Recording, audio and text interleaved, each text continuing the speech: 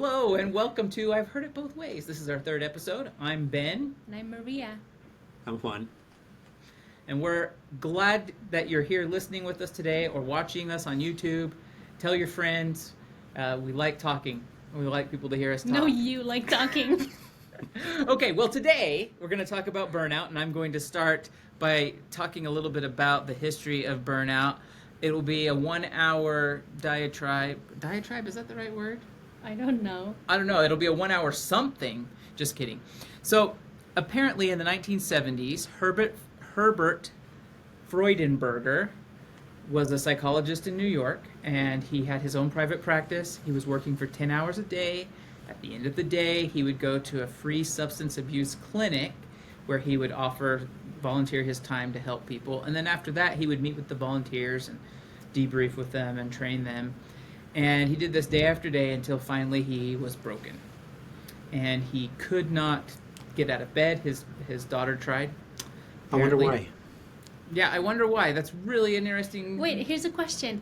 He was broken physically, emotionally, both? Both. I mean, if you Okay. can't get out of bed physically, then there's also Yeah. some, right?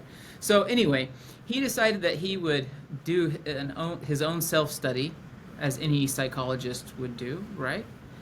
And he coined the term burnout. And it was a phenomenon that he decided was specifically pointed at people who help other people. There was one thing, I was reading this Washington Post article, and he was asked, or in the paper, he asked who is prone to burnout. And his answer was unambiguous, the dedicated and the committed. I really liked that. So if you are dedicated and committed, you are prone to burnout. Ooh, can I add something? Go ahead. Okay. So I really agree with that, and I actually think that it's very true for teachers because in general, most of the time, 99% of the time, I don't know, I just made up Yeah, a number. you can make up any number to... I just said. Anyways, but I think teachers are committed people. We are committed, we're dedicated to what we do, and we do it because we love it. And I think this really applies to teachers specifically. I agree. Yeah. That's why I really Of liked course. it. I was glad that I went and found this because I had no idea. All this time I was thinking burnout in terms, and maybe this is where he got it from, is, you know, a rocket burns out. It runs out of fuel and then it falls to the ground and crashes. Yeah. But that's kind of what happens. So I have a few questions that you could answer. I don't know if there's anything specific you want to bring up, but we can just see where this conversation goes. So Maria answered one that teachers obviously experience burnout, and so that's great. Now that we know that teachers experience burnout, what does that mean for us as teachers? We're doomed. There's no hope for us. Just kidding. Maria, always the pessimist.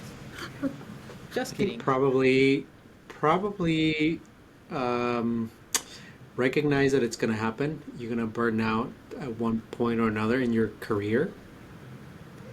And what I've noticed with myself is that a lot of the times it happens early in the semester, for example.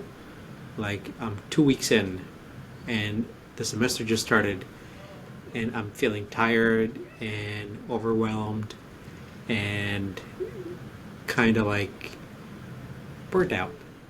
So it doesn't have to be at the end or like after a long period of time.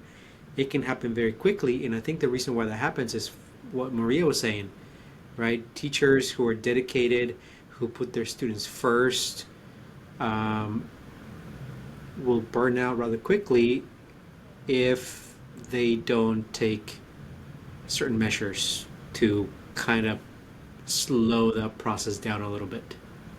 I agree with you, Juan, but I also want to add that you didn't only just work for the 2 weeks since the semester started, right?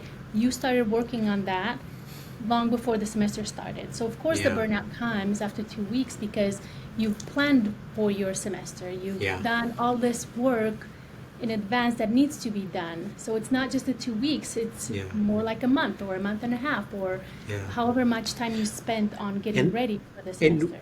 what happens too sometimes is that those breaks that we get teachers get between semesters is just not enough. Yeah. Right? For example, here where I'm working, the break, the Christmas break, sometimes is not very short. It varies. Every year's a little bit different, but 3 weeks, that sounds really cool, but not when you have the holidays and you have to get ready for next semester. So it's almost like you don't really have a break or much of a break. So yeah, I agree with that. Thank you for bringing that up. So I agree with what both of you said, Oh, but I want to wow. add something else. How many first of semesters have you had? Each semester, this process happens over and over and over again. So there's all these different, it's not just the 2 weeks, it's not the 2 weeks in the prep, it's the repetitive start of school that can Yeah. cause this type of burnout, right? So maybe it's a chronic situation here. Well, and I think we're looking at two different types of burnout too. Well, or maybe not two types, but when I think of burnout, I think of kind of the in-career burnout, which happens to people like it could happen this month, it could happen next week, it could happen in a day. It's kind of this burnout that happens, but then there is like, I want to say outside career, but that's not the right thing. Career-ending burnout. Yes. Right? So we have in-career burnout and career-ending burnout. And that's why we had the mass, well, not recession, what did they call it? The mass quitting that happened in 2021 when people started quitting their jobs all over the place. Mass Did you do quitting. that thing with your finger? Me? Did you not see the little bubble with the finger? Oh, yeah, I did it. It went to Maria's face. Oh, that'll be great Anyway. for... Okay. Yeah. Anyway, so for those of you who are just listening, I did a thumbs up, and it made a thumbs up emoji appear in front of Maria's face, because she's thumbs up for all of us. Oh, you are so nice. But anyway, I think that's why a lot of people quit in 2021. They were burned out, and people changed careers. They found different jobs. So there's lots of different types of burnout. But if you guys are okay, I don't want to focus on The negative. what causes burnout. I want to focus on a solution. Yeah. Okay. So what can we do? First of all, what can we do? We can treat burnout or we can avoid it, right? Let's assume that it's never impossible to 100% avoid burnout. So when you get burned out, what do you do? I think it's important for people to have an outlet for all the negative feelings that come with burnout, like stress, anxiety, feeling overwhelmed, feeling hopeless, whatever it is. I think everyone needs to have an outlet to release all those negative thoughts, all the negative energy in some way. It may look different for everyone. Everyone's a little bit different, so the way you release your energy is different. So me I think that's- complaining to Maria is good. Is good. And I think that's a way to do it. Some people just need to have It's okay. time to talk and say, I have all these things going on. I don't know where to start. How am I going to get all these things done? And sometimes you just need to talk. That can be an outlet for somebody. Yeah. Whereas another person may have to do something completely different. So to add a concrete example, would be maybe just do something that you like, something recreational, your hobby when you're at home or Yeah. outside of work hours. I have a good Find example. something that you enjoy Yeah. and plan it out, or something to look forward to. Yeah. That is exactly what I was hoping you would say, because I have this really important question. I want to know what your hobbies are. I mean, I know what some of your hobbies are. You know But- us. Yeah, but it might be helpful for other people to hear about some of the things we as educators do as hobbies. But maybe while you're thinking about that, this kind of goes along with being well balanced, right? And having not necessarily separation of work and personal life, but being balanced between them. Yeah. And I think that is a remedy and a inhibitor of burnout. It's both. Mhm. I So mean, Yeah. we've talked about that in our first episode a little bit, right? We brought we it did. up how, when you're at home, be at home. When you're at work, be at work. It's impossible, really, 100% of the time to kind of separate these two, because I mean, you're humans. We're humans. We said that before. Human. We're Yes. human. That's what I meant. We are humans. You can say it both ways. I've heard it both ways. Yes, I've heard it both ways. Yeah, for sure. Anyways, so yeah, I mean, we've talked about this before, and I think these, like, if you think about it, it sounds pretty easy, but is it? I don't know that it's that easy. I think in the same way that we make a commitment to our students and to our profession, we need to make a commitment to ourselves and take care of our bodies and our minds and our relationships so that we can do what we need to do at work and do the things that we need to do at home. So last spring, I guess, yeah, uh, here at work we had to do overload. There was a lot more students than we expected, and so everybody had to do a little bit more teaching than normal. And somehow it turned out that Colleen and I had Wednesdays where we had no class. So we took half of the day, the morning half, and we just went hiking. Like we leave Oh, at that's like, what some people do at work, I guess. yeah, we leave at like Especially if 5 you're in the in morning. We leave at 5 in the morning, really early, do a little hike, get back to work at noon, and just finish out the rest of the work day. And we found it very, uh, it was refreshing. It was much needed. Rejuvenating. Yes, exactly. And now we're not doing that right now because our schedules are different, and sometimes we just look at each other like, oh, we need to go to the mountains. That was a nice thing for me to have that outlet for all the different things that are going on at work. So yeah, I guess that's one thing that I've done to deal with burnout in the past. I mean, nature cures everything. Nature does. is good. Yeah. Nature is really good. That's a good point. Can I change gears, Yes, you can. or do you want to add something? No, I don't. I totally don't have anything to say right now, so I'm glad that you Oh, said that. wow, that is surprising. Ben doesn't have anything to say right now. Well, I have I've a lot never of heard things, that. but I'm trying to be judicious in what I say. Okay, sounds good. It's a good So, word. I'm changing gears. He likes to use big words to show people how does. smart he is. Oh, I'm not that erudite. Oh, exactly. Anyways, so burnout, right? Thinking about this, and I'm gonna mention a couple causes just for the fun of it. So bear with me here for a second. But I think one very important cause of burnout could be perfectionism, right? Because we have this, and I think I have it. Well, I had it more in the past, not so much right now. But perfectionism is a big reason why people get burned out. And also maybe comparing themselves to others. Yeah. So, we work at institutions and there's lots of teachers around us, and we tend to compare ourselves to them. Yeah. Or, we're meetings and someone brings up like, oh, look at this cool thing that this teacher did. And then automatically you think, oh, I didn't do anything cool like that. That means I'm not as good as them. And I bet that happens to a lot of teachers. I know it's happened to me multiple times. And I think one solution, talking about solutions, Way to go.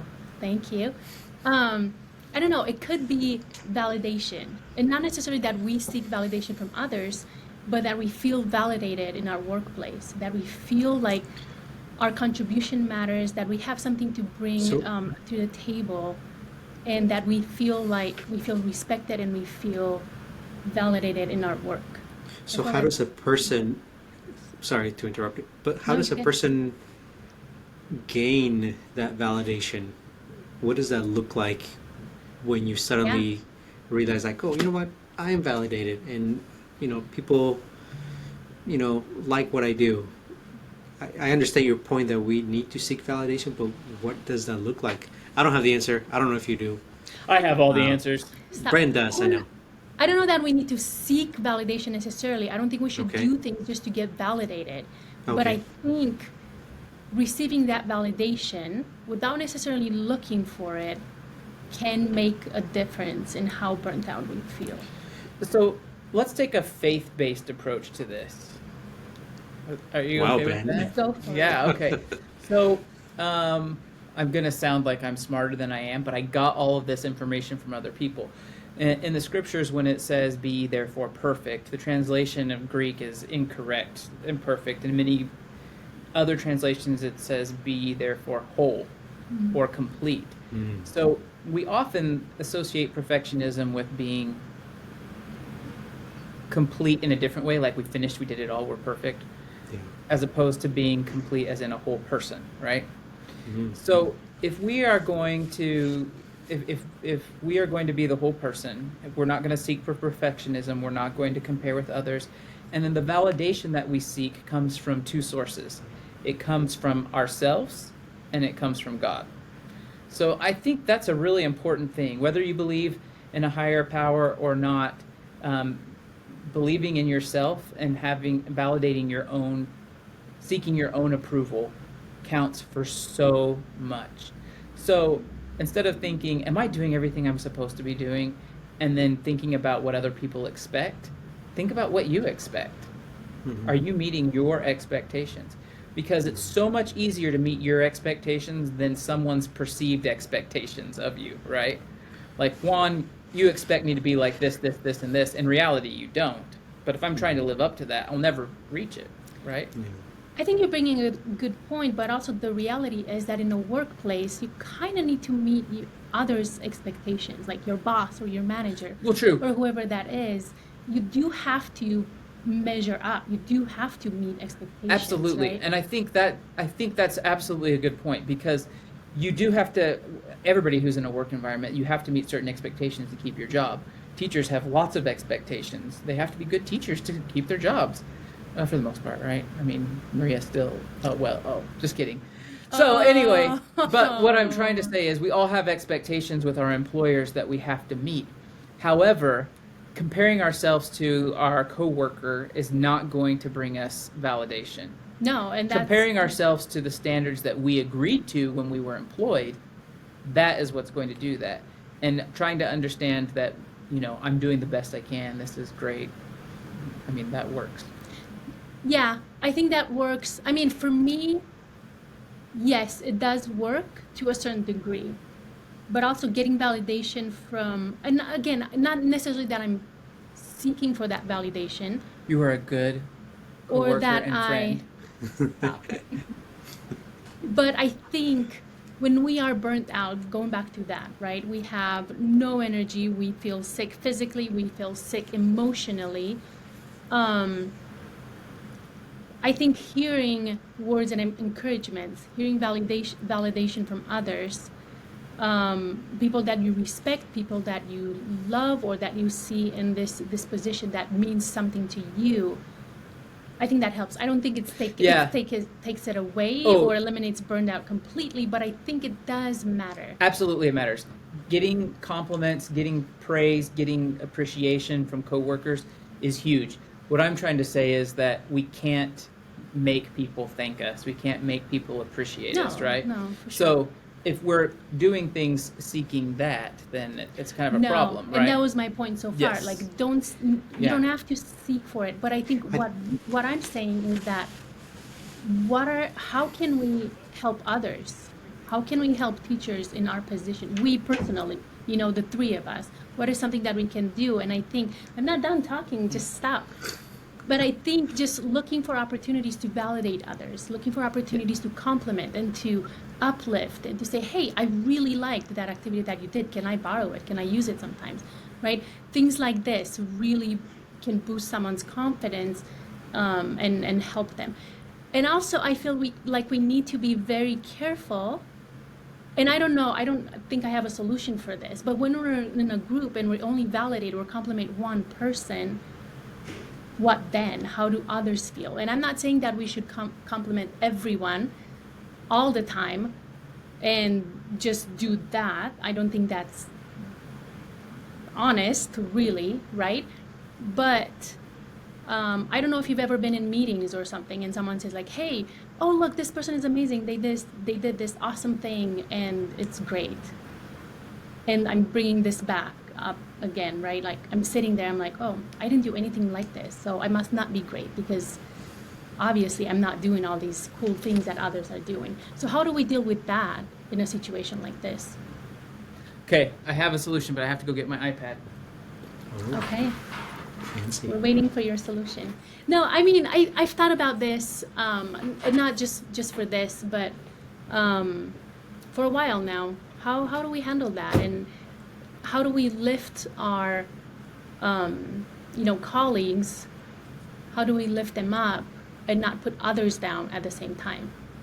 And this probably has to do with the individual perspective, right? Maybe this just happens to me when I hear someone praising someone else and me going back automatically my insecurities, right? Feeling like, oh, I'm not doing this, I must not be good enough. That's, one of my reactions, and obviously not the right one. So maybe this just happens to me. I don't know.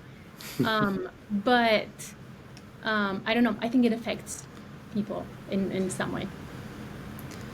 I think validation is important. I think by nature, teachers are perfectionists. We Yeah. want to do everything right. And we are always looking for ways to improve things, right? Yeah.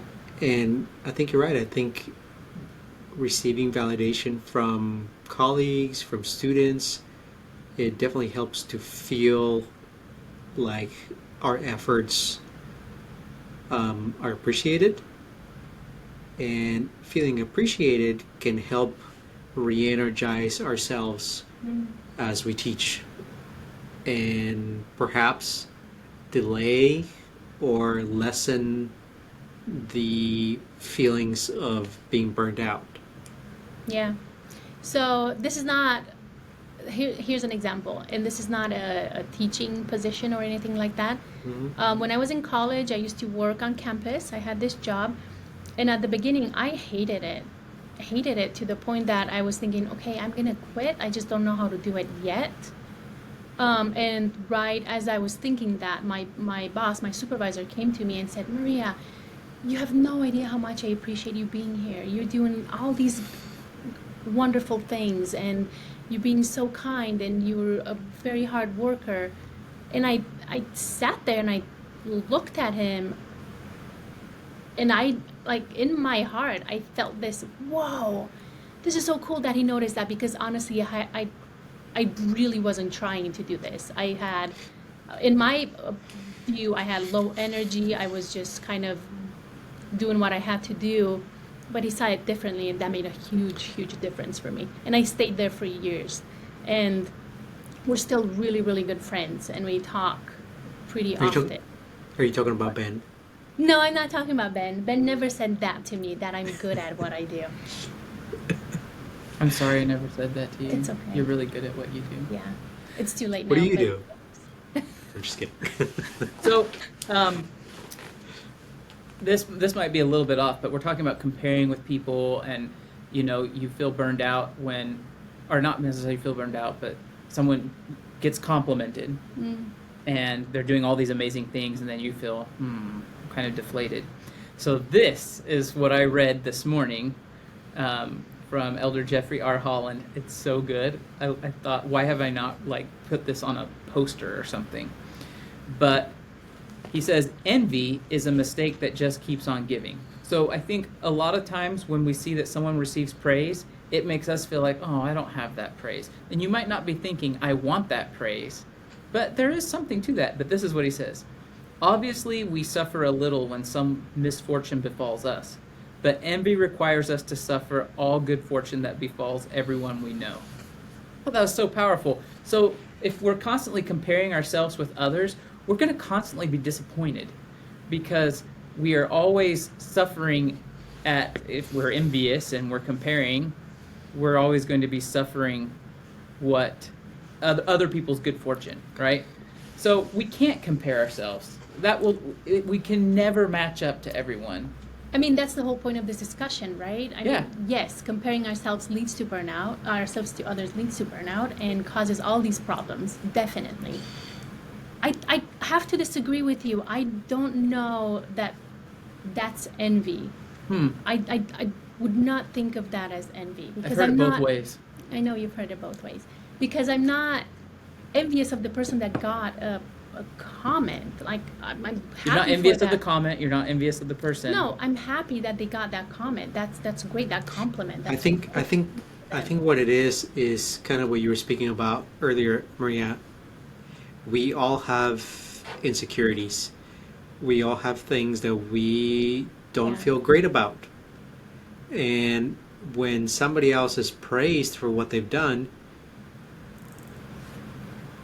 people are going to receive that in different ways. You, for example, you may take it really, really hard and say, "Oh man, I'm not really doing well in that area." Whereas Ben or I will be like, "Oh yeah, I didn't do that. Whatever." So But there's so it another version of, varies. "Ooh, It I think varies. there's other creative ways to do something." It varies. But what I'm trying to say that everyone has insecurities. Right. Everyone does, and the degree to which they're affected by those insecurities varies, Right. True. right? And so I guess what we've been talking about over and over again is, don't compare yourselves to others. But that's really difficult to do, and I think that's a process that's going to take years and years, and serious commitment to improve in that area. And I mean, that can take a lifetime, probably. So let me. I know Maria disagreed, and that's okay. Intelligent people disagree. It's true. So one of the things that Wait, you paid me a compliment? Wow. yeah, I paid you a compliment, Maria. Thanks for yes. Anyway, so what I was going to say is when we compare ourselves to someone, we might see someone way up here, and if we feel inadequate, what I'm saying that is not envy of their success, their praise, but it's envious for success, right? Because you're trying the very act of comparing and feeling bad is I'm not where that person is, that's where I need to be. You're envious of being where that person is when that is totally not necessary. That's what I'm saying. I think So I, yeah, go ahead. I think what also happens a lot of the time is we are very hard on ourselves, Yeah. and we don't look at all the things we do as success.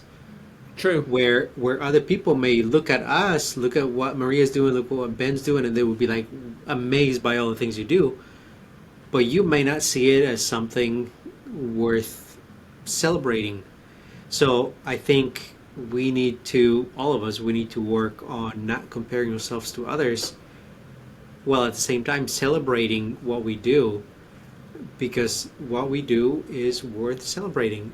And that envy, or whatever we want to call it, comes when we don't celebrate our successes, I think. The end. Thank you for coming to my Okay. TED Talk. Well, okay, I want to. This conversation has not gone the way that I had imagined in my head No, in a beforehand, and I different think way. that's okay, right? Yeah. But I can't help but think about two things. First, we just got done with General Conference. We heard Elder Bednar, and he talked about this, basically this concept, right? That everybody's important, and just because you might receive praise or whatever, everybody's important. Which also reminds me of a quote from Doctor Who, when one time the doctor said, "There's nothing more important than an ordinary person." And I've always liked that because we think of ordinary as unimportant, but it's not. And really nobody is ordinary. Everyone's unique.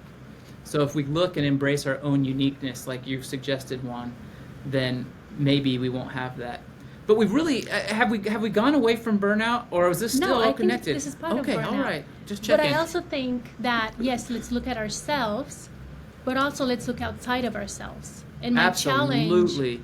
my challenge to us and to everybody that's listening is think of ways that you can help people with their own burnout, whatever that may look like. Absolutely. And you know, praise them for what they do, or help them feel validated in some way or another, because that's what. I think this is the biggest takeaway from this. There you go. Service and gratitude and praising others are really good medicine for burnout. But also being genuine when we do those things. Well, yes, of course. No, it's not. It doesn't go without saying. It doesn't. I wasn't because going to say that. You the one who how- just said that. Well, you said, of course, like it was this, thing. But let's be genuine in what we say to others and how we say it to others. That makes a huge difference. We don't want to hear the same sentence that everybody says when someone is doing something good. Yeah. We want to make it personal. We want to make it genuine and show that we really, really care and really, really appreciate that. I think that makes a huge, huge difference. Don't sound fake. Don't be fake. Yeah. And I think that goes without saying to our audience of 5 members that listen to this. We have So- 5 members? I don't know how many. Does that count us? Yeah, It every time does we count watch it, us. it's a count So it's us 3 and your mom, Ben. Yeah, my mom, and shout out to my Taylor- mom. Oh, it's Taylor. Taylor Taylor, watches thanks it. for listening. So that's Taylor. 5. Thanks for watching. Yeah. Anyway, Taylor's great. lots of exciting things. So let's all make a goal right now, right here and now. To take what? this next week between our next one, let's just praise and appreciate people. Genuinely. Yeah, genuinely. It's a hard word. It's a Yes, hard without word. pretense. You did great though, Maria. And without expecting anything in return. No, because if you do things I was expecting still something, talking. yes, you were. Sorry, It's okay. I'll go sit in the corner. Go ahead. I finished. I forgot what I was gonna say now. Oh, I forgot too. So genuine praise. Without to others. expecting something in return. Okay. Yeah. I wonder. This is a little experiment, right, that we're doing. Maybe next week we'll report on how that praise made us feel. Absolutely. We're praising people without the expectation to receive anything in return, but I bet that'll change the way we feel about ourselves I bet Maybe. it will. And others. And others. and others. Great. Well, I think on that we're ready to end. Yes. We all have busy lives, but we're glad that you took the time to listen to us or watch. Tell your All friends. 5 of you. Subscribe. All 5 of you. Thank you so much. We really appreciate it. But check out the YouTube channel. Check out, we're on Spotify and Apple Podcast and Amazon. And we're actually doing this more for ourselves because we just get to talk about it. But it's kind of cool that people are listening and like it. All 5 of them. All yes. 5 of them. Yeah. Yes. So that's great. It is cool. Yeah. So I think we're good. We'll see you all next time.